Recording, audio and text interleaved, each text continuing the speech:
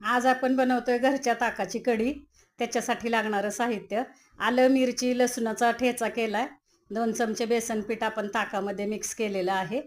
छानपैकी आपण आता हे पीठ मिक्स करून घेणार आहे. 2 चमचे साखर टाकली, 2 चमचे मीठ टाकलंय. हे पीठ आपण एकत्र छान ताकामध्ये केलंय. तेलामध्ये आपण जिरं टाकलंय, हळद टाकली, हिंग टाकणार आहे.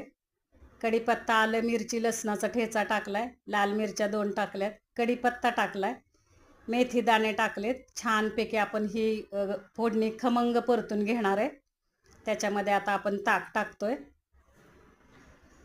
छानपैकी पाणी टाकलंय आपण. आता कढी उकळली आपली, आपण कोथिंबीर टाकलेली आहे. अशा पद्धतीने कढी खूप छान होते. करून बघा. आपण भाताबरोबर कढी सर्व केलेली आहे. अशी करून बघा, खाऊन बघा. खूप छान कढी होते. धन्यवाद मंडळी.